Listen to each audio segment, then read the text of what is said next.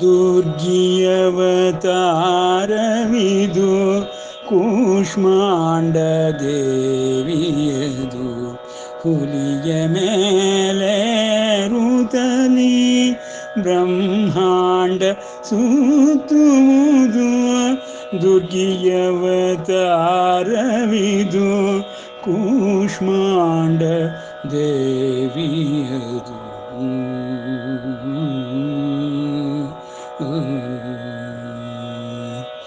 ಉತ್ತರದ ನಾಡಿನೋಳು ಧರ್ಮದ ಒಡನಾಟ, ಆದಿಶಕುತಿಯ ಓಟ ನಿತ್ಯೋತ್ಸವದೂಟ. ವಿಂಧ್ಯಗಿರಿ ದಾಟುತ್ತಲಿ ದಕ್ಷಿಣದ ಭುವಿ ನೋಟ, ಬಸುಮವರ್ಣಾಂಬರೆಗೆ ಮುಡಿಚಂದ್ರಪೇಟ. ದುರ್ಗಿಯವತಾರವಿದು ಕೂಷ್ಮಾಂಡ ದೇವಿಯದು. ಅರ್ಧನಾರೀಶ್ವರನ ವೈಭವದ ಚಿದಂಬರವು, ಶಿವಶಕುತಿ ಕೂಡಲಿ ಸಂಗಮನ ಸೊಬಗು. ಮಹಿಷಮರ್ಧಿನಿಯನಿಸಿ ಅರಸರನು ಹರಸಿದನು, ಮೈಸೂರದ ಸರೆಯಲಿ ಒಲಿದು ನೆಲೆಸಿದಳು. ದುರ್ಗಿಯವತಾರವಿದು ಕೂಷ್ಮಾಂಡ ದೇವಿಯದು ಹುಲಿಯ ಮೇಲೆ ಋತಲಿ ಬ್ರಹ್ಮಾಂಡ ಸುತ್ತುವುದು. ಕನಕ ಕೇಶವ ಸುತನ ಹಸನಾದ ಕವನವ, ಸನಕಾದಿಗಳ ನೆನೆದು ಹರಿಪಾದ ಕಿರಿಸಿ. ಆಶ್ವೀಜ ಚೌತಿಯ ಮಂದವಾಸರದಲ್ಲಿ ವೈಷ್ಣವಿ ಬಹುರೂಪ ಸಿಂಧು ಭೈರವಿಗೆ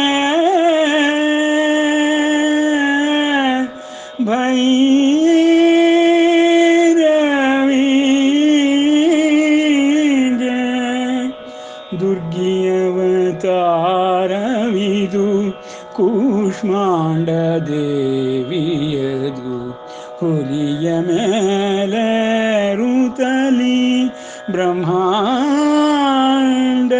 ಸುತ್ತುವುದು. ಶುಕ್ಲಾಂಬರಧರಂ ವಿಷ್ಣುಂ ಶಶಿವರ್ಣಂ ಚತುರ್ಭುಜಂ ಪ್ರಸನ್ನವದನಂ ಧ್ಯಾಯೇತ್ ಸರ್ವವಿಘ್ನೋಪಶಾಂತಯೇ. ಅಗಜಾನನ ಪದ್ಮಾರ್ಕಂ ಗಜಾನನಮಹರ್ನಿಶಂ ಅನೇಕದಂತಂ ಭಕ್ತಾನಾಂ ಏಕದಂತಮುಪಾಸ್ಮಹೇ. ತಮೇವ ಶರಣಂ ಗಚ್ಚ ಸರ್ವಭಾವೇನ ಭಾರತ, ತತ್ಪ್ರಸಾದಾತ್ ಪರಾಂ ಶಾಂತಿಂ ಸ್ಥಾನಂ ಪ್ರಾಪ್ಸ್ಯಸಿ ಶಾಶ್ವತಂ.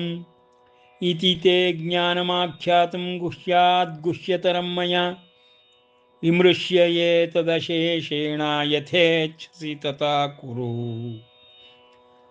ಮನ್ಮನಾ ಭವ ಮದ್ಭಕ್ತೋ ಮದ್ಯಾಜೀ ಮಾಂ ನಮಸ್ಕುರು. ಮಾಮೇ ವೈಷ್ಯಸಿ ಸತ್ಯಂ ತೇ ಪ್ರತಿಜಾನೆ ಪ್ರಿಯೋಸಿ ಮೇ.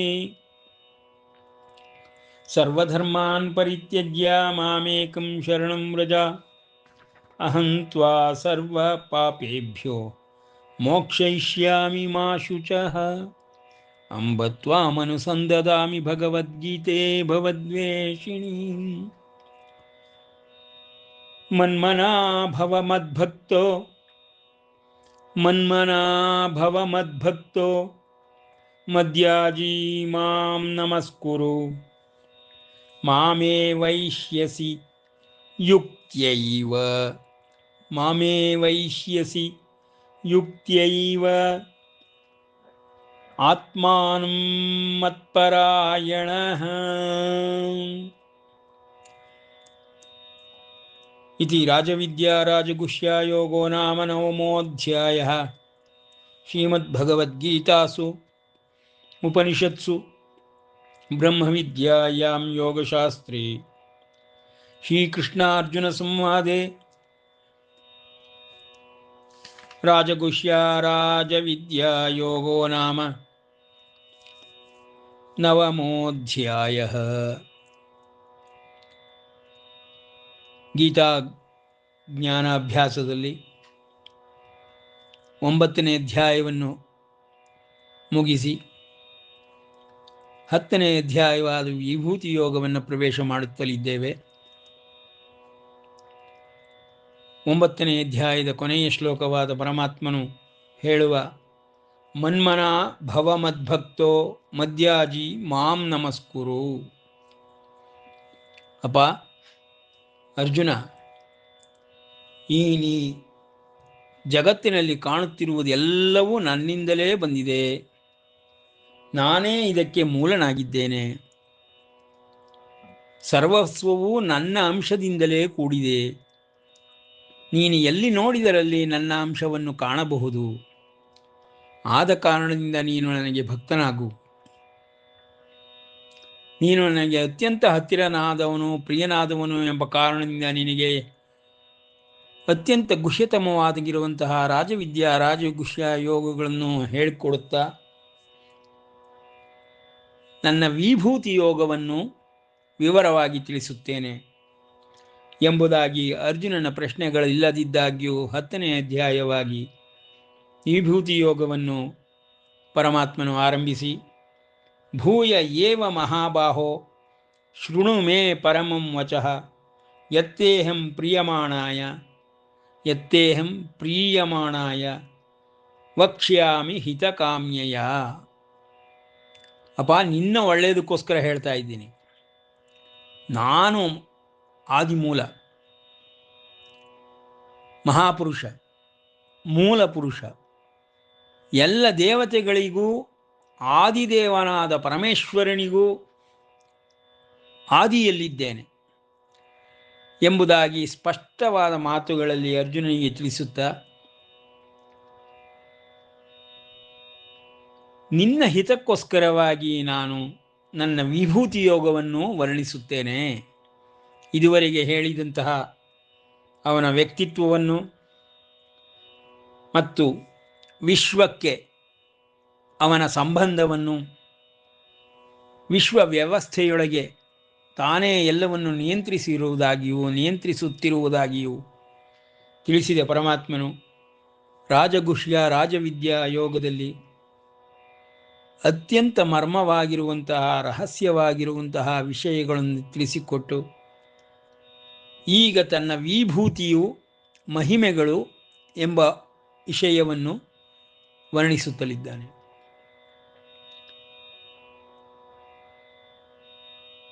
ಯತ್ತೇಹಂ ಪ್ರಿಯಮಾಣಾಯ, ನೀನು ನನಗೆ ಅತ್ಯಂತ ಪ್ರಿಯಕರನು, ನನಗೆ ಅತ್ಯಂತ ಪ್ರಿಯನಾದವನು. ಆದ ಕಾರಣದಿಂದ ನಿನಗೆ ಇವುಗಳನ್ನು ಹೇಳುತ್ತಿದ್ದೇನೆ. ನೀನು ನನ್ನ ಭಕ್ತನಾಗು, ಅಂತರಂಗ ಭಕ್ತನಾಗು, ಜ್ಞಾನಿ ಭಕ್ತನಾಗು. ಮನ್ಮನ ಭವ ಮದ್ಭಕ್ತೋ ಮದ್ಯಾಜಿ ಮಾಂ ನಮಸ್ಕುರು. ನೀನು ಮಾಡುವ ಎಲ್ಲ ಕರ್ಮಗಳನ್ನು ನನಗೆ ಯಜ್ಞರೂಪವಾಗಿ ಪರಿಣಮಿಸಿ ಅರ್ಪಿಸಿಬಿಡು. ನಿನಗೆ ಫಲಗಳ ಬಾಧೆಯೇ ಉಂಟಾಗುವುದಿಲ್ಲ. ಎಲ್ಲವನ್ನು ನಾನೇ ನೋಡಿಕೊಳ್ಳುತ್ತಿರುತ್ತೇನೆ. ಮೋಕ್ಷಯಿಷ್ಯಾಮಿ ಮಾ ಶುಚಃ. ದುಃಖ ಪಡುವ, ಶೋಕ ಪಡುವ ಅವಶ್ಯಕತೆಯೇ ಇಲ್ಲ. ಈ ವಿಶ್ವದ ವ್ಯವಸ್ಥೆಯನ್ನೇ ನಡೆಸುತ್ತಿರುವ ನನ್ನ ಬಳಿ ಇರುವ ನೀನು ಯಾವ ರೀತಿಯಿಂದಲೂ ಶೋಕ ಪಡುವ ಅವಶ್ಯಕತೆ ಇಲ್ಲ, ದುಃಖ ಪಡುವ ಅವಶ್ಯಕತೆ ಇಲ್ಲ. ನಿನ್ನ ಮನೋದೌರ್ಬಲ್ಯದಿಂದ ಹೊರಗೆ ಬಾ. ಮದ್ಯಾಜಿ ಮಾಂ ನಮಸ್ಕುರು ಮಾಮೇ ವೈಶ್ಯಸಿ ಯುಕ್ತ್ಯೈವ. ನನ್ನನ್ನು ಹೊಂದಿದನು ನೀನು ಯೋಗಯುಕ್ತನಾಗಿ ಸರಿಯಾದ ರೀತಿಯಲ್ಲೇ ನನ್ನ ಬಳಿಗೆ ಬಂದಿರುವೆ. ನನ್ನನ್ನೇ ಸೇರಿಕೊಳ್ಳುವೆ, ನನ್ನಲ್ಲೇ ಪರಾಯಣನಾಗಿರುವೆ. ನಾನೇ ಈ ವಿಶ್ವದ ಮಹೇಶ್ವರನು,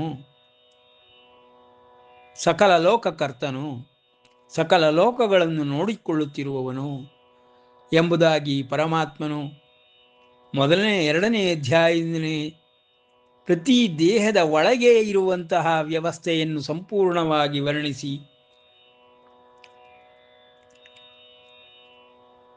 ಪರಮಾತ್ಮ, ಆತ್ಮ, ಪ್ರಜ್ಞೆ, ಬುದ್ಧಿ, ಧಿ, ಚಿತ್ತ, ಚೇತಾಂಸಿ ಎಂಬುದಾಗಿ ಹೇಳುತ್ತಾ ಮನಸ್ಸು, ಇಂದ್ರಿಯ, ವಿಷಯಗಳನ್ನು ವರ್ಣಿಸುತ್ತಾ ಇಹಲೋಕ ಸಂಬಂಧವನ್ನು ಹೊಂದುವುದಕ್ಕೆ ಮನಸ್ಸು, ಇಂದ್ರಿಯಗಳೇ ಕಾರಣ ಎಂಬ ವರ್ಣನೆಯನ್ನು ಸರ್ವ ಕರ್ಮಗಳಿಗೂ, ಎಲ್ಲ ದೇವತೆಗಳು ಮಾಡುತ್ತಿರುವ ಕರ್ಮಗಳಿಗೂ, ಮಾನವರಾದಿಯಾಗಿ ಎಲ್ಲರೂ ಮಾಡುತ್ತಿರುವ ಕರ್ಮಗಳಿಗೂ, ಪ್ರಕೃತಿ ಮಾತೆಯು ಉಂಟು ಮಾಡುತ್ತಿರುವಂತಹ ಆಗುಹೋಗುಗಳಿಗೂ ಮನಸ್ಸು, ಇಂದ್ರಿಯಗಳು ವಿಷಯಗಳಲ್ಲಿ ಪ್ರವರ್ತಿಸುವುದರಿಂದ ಆಗುತ್ತದೆ. ಅವುಗಳನ್ನು ಬುದ್ಧಿಯ ಮೂಲಕ ನಿಯಂತ್ರಣದಲ್ಲಿಟ್ಟುಕೊಂಡು ಎಲ್ಲಕ್ಕೂ ಆತ್ಮನಾಗಿ ಸರ್ವಸಾಕ್ಷಿಭೂತನಾಗಿ ನಾನಿರುವೆ ಎಂಬ ದೇಹದ ಒಳಗಿನ ರಚನೆಗಳನ್ನು ವರ್ಣಿಸಿ ಅಂತರಂಗದಿಂದ ಅಂತರ್ಯಾಮಿಯಾಗಿರುವ ತನ್ನನ್ನು ಹೃದಯ ಕಮಲದಲ್ಲಿ ಇರುವಂತಹ ಪರಮಾತ್ಮನನ್ನು ಒಂದೇ ಎಂಬುದಾಗಿ ಹೇಳುತ್ತಾ ನಾನೇ ಅದಾಗಿದ್ದೇನೆ, ನಾನೇ ಎಲ್ಲವನ್ನು ನಿಯಂತ್ರಿಸುತ್ತಿದ್ದೇನೆ ಎಂಬುದಾಗಿ ಪ್ರತಿ ಪ್ರಾಣಿಯ ಒಳಗಿನಿಂದ ಇಡೀ ವಿಶ್ವವನ್ನೇ ವ್ಯಾಪಿಸಿದ್ದೇನೆ, ನಿಯಂತ್ರಿಸುತ್ತಿದ್ದೇನೆ ಎಂಬುದಾಗಿ ಹೇಳುತ್ತಾನೆ. ಪ್ರತಿಯೊಂದು ಜೀವವು ತನ್ನ ಅಂಶ ಸಂಭೂತ ಎಂಬುದಾಗಿ ಹೇಳುತ್ತಾ 7ನೇ ಅಧ್ಯಾಯದಲ್ಲಿ ಪ್ರಕೃತಿಯನ್ನು 8 ವಿಧಗಳಾಗಿ ವರ್ಣಿಸಿದ ಪರಮಾತ್ಮನು ಸಮಷ್ಟಿ ರೂಪದಲ್ಲಿ 9ನೆಯ ಜೀವದ ರೂಪದಿಂದ ಎಲ್ಲ ದೇಹಗಳಲ್ಲಿಯೂ ನಾನೇ ಪ್ರವಹಿಸುತ್ತಿದ್ದೇನೆ, ಕಾರ್ಯಗತಗೊಳಿಸುತ್ತಿರುತ್ತೇನೆ, ಎಲ್ಲ ಸರ್ವ ಕರ್ಮಗಳಿಗೂ ಕಾರಣನಾಗಿ ಪ್ರಭಾವವನ್ನು ಬೀರುತ್ತಿರುತ್ತೇನೆ ಎಂಬ ಜೀವ ಮತ್ತು ಜೀವನದ ವಿಷಯಗಳನ್ನು ತಿಳಿಸಿದ ಪರಮಾತ್ಮನು ನನ್ನದು ಈ ಜೀವಾಂಶವು ಅಪರಾ ಪ್ರಕೃತಿ ಎಂಬುದಾಗಿ ಪ್ರಕೃತಿಯ ಇನ್ನೊಂದು ಭಾಗವಾಗಿದೆ ಅರ್ಜುನ. ಈ ಅಪರಾ ಪ್ರಕೃತಿಯು ಇಹಲೋಕಕ್ಕೂ ಪರಲೋಕಕ್ಕೂ ಸಂಬಂಧವನ್ನು ಏರ್ಪಡಿಸಿ ಸಂಪರ್ಕ ಸೇತುವೆಯನ್ನು ಕಟ್ಟಿರುವಂತಹ ಈ ಜೀವವು ನನ್ನ ಅಂಶವೇ ಆಗಿದೆ ಎಂಬುದಾಗಿ ಪರಮಾತ್ಮನು ತಿಳಿಸುತ್ತಾ ಸಕಲ ದೇಹಗಳಲ್ಲಿಯೂ ಅಂತರ್ಯಾಮಿಯಾಗಿರುವಂತಹ ಪರಮಾತ್ಮನು ವಿಷಯಗಳಿಂದ ಕೂಡಿರುವಂತಹ ಈ ವಿಶ್ವವನ್ನೇ ಹೇಗೆ ನಿಯಂತ್ರಿಸುತ್ತಿದ್ದೇನೆ ಎಂಬುದನ್ನು ತಿಳಿಸುತ್ತಾ ಅವನ ಮಹಿಮೆಗಳನ್ನು ವರ್ಣಿಸುತ್ತಾ ಹೋಗುತ್ತಾನೆ. ನಮೇ ವಿದುಹು ಸುರಗಣಾಃ ಪ್ರಭವಂ ನ ಮಹರ್ಷಯಃ ಅಹಮಾದಿರ್ಹಿ ದೇವಾನಾಂ ಮಹರ್ಷೀಣಾಂಚ ಸರ್ವಶಃ. ಅಪ ಆದಿಯಿಂದಲೂ ನೀನು ತಿಳಿದಿರುವಂತಹ ದೇವತೆಗಳೆಲ್ಲರೂ ನನ್ನನ್ನು ಅರಿಯಲಾರರು. ನಾನು ಹುಟ್ಟೇ ಇಲ್ಲದವನು ಮತ್ತು ಅಂತ್ಯವೂ ಇಲ್ಲದವನು ಆಗಿ ಆದ್ಯಂತರಹಿತನಾಗಿರುವಂಥವನು, ಸದಾಕಾಲದಲ್ಲಿಯೂ ಎಲ್ಲರಲ್ಲಿಯೂ ಎಲ್ಲದರಲ್ಲಿಯೂ ಎಲ್ಲವನ್ನು ನಿಯಂತ್ರಿಸುತ್ತಾ ಇರುವವನು ಆಗಿ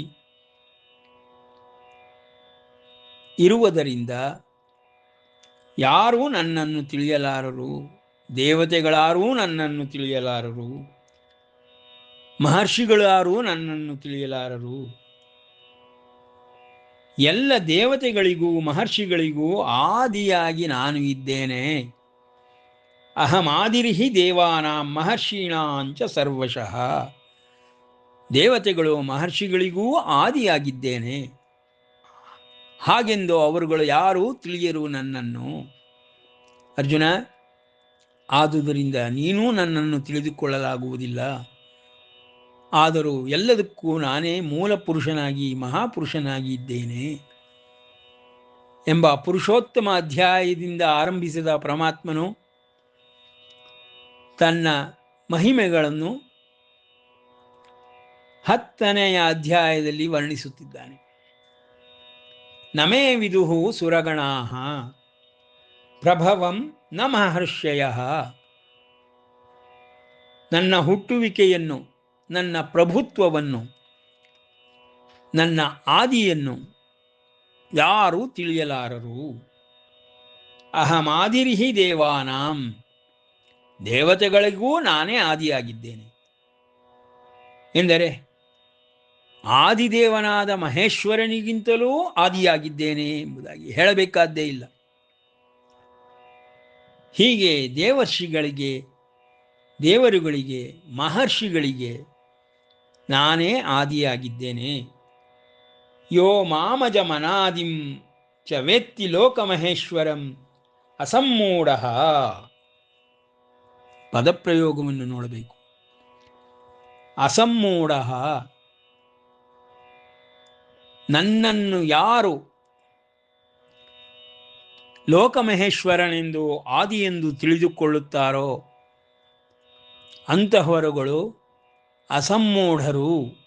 ಅವರಿಗಿಂತ ಬುದ್ಧಿಶಾಲಿಗಳು, ಜಾಣ್ಮೆಯುಳ್ಳವರು, ವಿವೇಕಿಗಳು ಜಗತ್ತಿನಲ್ಲಿ ಯಾರೂ ಇಲ್ಲ. ಅಂದರೆ ಪರಮಾತ್ಮನನ್ನು ತಿಳಿದುಕೊಂಡವರು, ಅವನೇ ಆದಿ ಎಂಬುದಾಗಿ ಪರಿಗಣಿಸುವವರು, ಶ್ರೀಕೃಷ್ಣ ರೂಪದಲ್ಲಿ ಅವತಾರಿಯಾಗಿ ನಿಂತು ಉಪದೇಶ ಮಾಡುತ್ತಿರುವಂತಹ ಗೀತೆಯನ್ನು ಮಹಾವಿಷ್ಣು ಅಂಶ ಸಂಭೂತನಾಗಿ ಮಾಡುತ್ತಿರುವುದಾಗಿಯೂ ಯಾರು ತಿಳಿದುಕೊಳ್ಳುತ್ತಾರೋ, ಎಲ್ಲ ಲೋಕಗಳಿಗೂ ಮಹೇಶ್ವರನೆಂಬುದಾಗಿ ಯಾರು ನನ್ನನ್ನು ತಿಳಿದುಕೊಳ್ಳುತ್ತಾರೋ ಅಂತಹವರುಗಳು ಅಸಮ್ಮೂಢರು. ಮರ್ತ್ಯೇಷು, ಮನುಜರಲ್ಲಿ, ಮಾನವರಲ್ಲಿ ಶ್ರೇಷ್ಠವಾದ ಪ್ರಾಣಿ, ಶ್ರೇಷ್ಠವಾದ ಜೀವ, ಎಲ್ಲರಿಗೂ ಕಣ್ಣಿಗೆ ಕಾಣುತ್ತಿರುವಂತಹ, ಎಲ್ಲ ಕಾರ್ಯಗಳನ್ನು ಮಾಡಿಕೊಂಡು ಹೋಗುತ್ತಿರುವಂತಹ ಈ ಮರ್ತ್ಯಲೋಕದಲ್ಲಿ ಮಾನವನೇ ಅತ್ಯುತ್ಕೃಷ್ಟವಾಗಿರುವಂತಹ ಶರೀರವನ್ನು ಹೊಂದಿರುವ, ಪ್ರಾಣಿಯ ರೂಪದಿಂದಲೇ ಜನ್ಮ ತಾಳುವಂತಹ, ದೇವನ ಅಸ್ತಿತ್ವಕ್ಕೂ ತಲುಪಿ ಅವನ ಸಿಂಹಾಸನದಲ್ಲಿ ಪಾಲು ತೆಗೆದುಕೊಳ್ಳಬಲ್ಲಂತಹ ಈ ಮರ್ತ್ಯಲೋಕದ ಮಾನವರು, ಅವರುಗಳಲ್ಲಿ ನನ್ನನ್ನು ಆದಿ ಎಂಬುದಾಗಿಯೂ ಸರ್ವಲೋಕ ಮಹೇಶ್ವರನೆಂಬುದಾಗಿಯೂ ಯಾರು ತಿಳಿದುಕೊಳ್ಳುತ್ತಾರೋ ಅಂತಹವರು ಅಸಮ್ಮೂಢರು. ಮತ್ತು ನನ್ನನ್ನು ಆ ರೀತಿ ತಿಳಿದುಕೊಂಡು ಭಾವವನ್ನು ಹೊಂದುವುದರಿಂದಲೇ ಎಲ್ಲ ಪಾಪಗಳಿಂದಲೂ ಮುಕ್ತರಾಗುವರು. ಪಾಪಗಳೇ ಕಿಂಚಿತ್ತೂ ಉಳಿಯದಂತೆ ಶುದ್ಧವಾಗಿ ಪವಿತ್ರವಾಗಿ ನನ್ನ ಒಂದು ಸ್ತರವನ್ನು ತಲುಪುವರು ಎಂಬುದಾಗಿ ಪರಮಾತ್ಮನು ಅವನ ಭಕ್ತರುಗಳನ್ನು 4 ವಿಧದ ಭಕ್ತಿಗಳೆಂದು ವರ್ಣಿಸಿದ ನಂತರದಲ್ಲಿ ಶ್ರೇಷ್ಠವಾದಂತಹ ಜ್ಞಾನೀ ಭಕ್ತನಿಗೆ ಇರುವ ಲಕ್ಷಣಗಳನ್ನು ವರ್ಣಿಸುತ್ತಿದ್ದಾನೆ. ಜ್ಞಾನೀ ಭಕ್ತನು ಅಸಮ್ಮೂಢನು. ಮನುಜರಲ್ಲಿಯೇ, ಮರ್ತ್ಯರಲ್ಲಿಯೇ, ಮನುಷ್ಯರಲ್ಲಿಯೇ, ಮಾನವರಲ್ಲಿಯೇ ಅಸಮ್ಮೂಢನು. ಅಂದರೆ ಮಹಾವಿವೇಕಿ ಎಂಬುದಾಗಿ ಅರ್ಥ. ಅಷ್ಟೇ ಅಲ್ಲ, ಬುದ್ಧಿಶಕ್ತಿಯಿಂದ, ಧೀಶಕ್ತಿಯಿಂದ, ಜ್ಞಾನದಿಂದ ಸರ್ವಶ್ರೇಷ್ಠನೆನಿಸಿಕೊಂಡಾಗ್ಯೂ ಸರ್ವ ಪಾಪಗಳಿಂದಲೂ ರಹಿತನಾಗುತ್ತಾನೆ. ಅಷ್ಟೂ ಪಾಪಗಳನ್ನು, ಯಾವುದೆಲ್ಲ ಪಾಪಗಳೆಂಬುದಾಗಿ ಪರಿಗಣಿಸುತ್ತಾರೆಯೋ ಅಂತಹವುಗಳೆಲ್ಲದರಿಂದ ಮುಕ್ತನಾಗುತ್ತಾನೆ.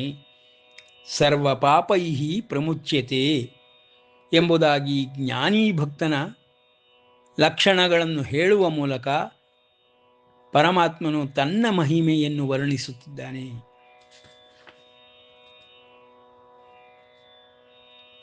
ಇದುವರೆಗೆ ಹೇಳಿಕೊಂಡು ಬಂದಂತಹ ಅವನ ಅಂತರಂಗದ ರಚನೆಗಳನ್ನು ಸಮಷ್ಟಿ ರೂಪದಲ್ಲಿ, ಪ್ರಕೃತಿಯಲ್ಲಿ, ವಿಶ್ವದಲ್ಲಿ ಯಾವ ರೀತಿ ಇದೆ ಎಂಬುದನ್ನು ವರ್ಣಿಸಿದ ನಂತರದಲ್ಲಿ ಈಗ ಮಹಿಮೆಗಳನ್ನು ಹೇಳುವಾಗ ಮತ್ತೆ ಮತ್ತೆ ಅದೇ ಪದಗಳನ್ನು ಪ್ರಯೋಗ ಮಾಡುತ್ತಾನೆ. ಬುದ್ಧಿರ್ಜ್ಞಾನಮಹಂ, ಬುದ್ಧಿರ್ಜ್ಞಾನಂ ಅಸಮ್ಮೋಹ, ಮೋಹವಿಲ್ಲದಂತಹ ಜ್ಞಾನ ನಾನು, ಬುದ್ಧಿ ನಾನು, ಮೋಹರಹಿತ ಬುದ್ಧಿಯು ಜ್ಞಾನವೂ ನಾನೇ ಆಗಿದ್ದೇನೆ. ಕ್ಷಮಾ, ಕ್ಷಮೆಯೂ ನಾನೇ ಆಗಿದ್ದೇನೆ. ಸತ್ಯಂ ದಮಃ, ಸತ್ಯವೂ ನಾನೇ ಆಗಿದ್ದೇನೆ. ದಮಃ ಶಮಃ, ಅಂತರಂಗದೊಳಕ್ಕೆ ಇಂದ್ರಿಯಗಳನ್ನು ಸೆಳೆದುಕೊಂಡು ಮನಸ್ಸನ್ನು ನಿಯಂತ್ರಿಸಿ ಶಮದಮಾದಿಗಳಿಂದ ಯೋಗವನ್ನು ಆಚರಿಸಲು ಆರಂಭಿಸುವಂತಹ ಈ ಪ್ರಕ್ರಿಯೆಗಳನ್ನು, ಶಮದಮಗಳನ್ನು ನಾನೇ ಎಂಬುದಾಗಿ ಪರಮಾತ್ಮನು ಹೇಳುತ್ತಲಿದ್ದಾನೆ. ಸುಖಂ ದುಃಖಂ, ಸುಖವೂ ನಾನೇ, ದುಃಖವೂ ನಾನೇ. ಭವೋ ಭಾವೋ ಅಭಾವೋ, ಭಾವವೂ ನಾನೇ, ಅಭಾವವೂ ನಾನೇ. ಭಯಂ ಚ ಅಭಯಂ, ಭಯವೂ ನಾನೇ, ಅಭಯವೂ ನಾನೇ ಎಂಬುದಾಗಿ ಪರಮಾತ್ಮನು ತನ್ನ ಮಹಿಮೆಗಳನ್ನು ವರ್ಣಿಸುತ್ತಿದ್ದಾನೆ. ಸೂಕ್ಷ್ಮ ರೂಪದಲ್ಲಿರುವಂತಹ, ಅತಿ ಸೂಕ್ಷ್ಮ ರೂಪದಲ್ಲಿರುವಂತಹ ವಸ್ತುಗಳನ್ನು ಒಂದೊಂದಾಗಿ ಹೇಳುತ್ತಾ ಪರಮಾತ್ಮನು ಸತ್ಯಂ, ಕ್ಷಮಾ, ಬುದ್ಧಿ, ಧೀ, ಜ್ಞಾನಂ ಎಲ್ಲವೂ ಅಸಮ್ಮೋಹವಾಗಿರುವಂಥದ್ದು, ಅಂದರೆ ನಿಸ್ಪೃಹನಾಗಿರುವಂಥ ವ್ಯಕ್ತಿತ್ವವುಳ್ಳವನು. ಈ ದೇಹದಲ್ಲಿಯೇ ಇದ್ದಾಗ್ಯೂ ಬುದ್ಧಿ, ಪ್ರಜ್ಞೆ, ಜ್ಞಾನ ಯಾವುದರಿಂದಲೂ ಪ್ರಭಾವಿತವಾಗದೇ ಇರುವಂಥವನು, ಪ್ರಕೃತಿಯಿಂದ ಸೆಳೆಯಲ್ಪಡದೇ ಇರುವಂಥವನು, ಶುದ್ಧನು, ಪವಿತ್ರನು ಎಂಬುದಾಗಿ ಪರಮಾತ್ಮನು ವರ್ಣಿಸುತ್ತಾ ಅವನ ಮಹಿಮೆಗಳನ್ನು ಸತ್ಯಂ, ಕ್ಷಮಾ, ದಮಃ, ಶಮಃ, ಸುಖ ದುಃಖ, ಭಾವೋ ಅಭಾವೋ, ಭಯ ಅಭಯ ಎಂಬುದಾಗಿ ಸೂಕ್ಷ್ಮ ಅತಿ ಸೂಕ್ಷ್ಮಗಳನ್ನು ವರ್ಣಿಸುತ್ತಾ ಎಲ್ಲವೂ ನಾನೇ ಆಗಿದ್ದೇನೆ ಅರ್ಜುನ. ನಾನಿಲ್ಲದಂತಹ ಒಂದೇ ಒಂದು ವಸ್ತುವೂ ಈ ಜಗತ್ತಿನಲ್ಲಿಲ್ಲ, ವಿಷಯವೂ ಈ ಜಗತ್ತಿನಲ್ಲಿಲ್ಲ, ವ್ಯಕ್ತಿಯೂ ಈ ಜಗತ್ತಿನಲ್ಲಿಲ್ಲ. ಹೀಗೆಂದು ತಿಳಿದುಕೊಳ್ಳುವಂಥವನಿಗೆ ಸರ್ವ ಪಾಪಗಳಿಂದನೂ ಮುಕ್ತಿಯನ್ನು ಕೊಡಿಸುವಂಥವನು ನಾನೇ ಆಗಿದ್ದೇನೆ ಎಂಬುದಾಗಿ ಪರಮಾತ್ಮನು ಅತಿ ಸೂಕ್ಷ್ಮವಾಗಿರುವಂತಹ ಮೌಲ್ಯಗಳನ್ನು ಸಹಿತ ತನ್ನ ಅಂಶವೇ ಆಗಿದೆ ಎಂಬುದಾಗಿ ವರ್ಣಿಸುತ್ತಾ ಅಹಿಂಸಾ, ಸಮತಾ, ತುಷ್ಟಿ, ತಪಃ, ದಾನಂ, ಯಶಃ, ಅಯಶಃ ಭವಂತಿ ಭಾವ ಭೂತಾನಾಂ ಮತ್ತ ಏವ ಪೃಥಕ್ ವಿಧಾಃ. ಎಲ್ಲ ಭೂತಗಳಿಗೂ ಇರುವಂತಹ ಬೇರೆ ಬೇರೆ ಬೇರೆಯಾಗಿ ಭಿನ್ನ ಭಿನ್ನವಾಗಿ ಕಾಣಿಸುತ್ತಿರುವಂತಹ ಈ ಅನೇಕಗಳೆಲ್ಲವೂ ನನ್ನ ಅಂಶ ಸಂಭೂತವೇ ಆಗಿದೆ ಎಂಬುದಾಗಿ ಪರಮಾತ್ಮನು ವರ್ಣಿಸುತ್ತಾ ಒಬ್ಬೊಬ್ಬರಾಗಿ ಒಂದೊಂದಾಗಿ ತನ್ನಿಂದ ಬಂದಂತಹ ಸಕಲ ಶ್ರೇಷ್ಠವಾದ ವಸ್ತು ವ್ಯಕ್ತಿಗಳನ್ನು ವರ್ಣಿಸಲಾರಂಭಿಸಿದ್ದಾನೆ ಎಂಬಲ್ಲಿಗೆ ವಿರಮಿಸೋಣ. ಶ್ರೀಕೃಷ್ಣಾರ್ಪಣಮಸ್ತು.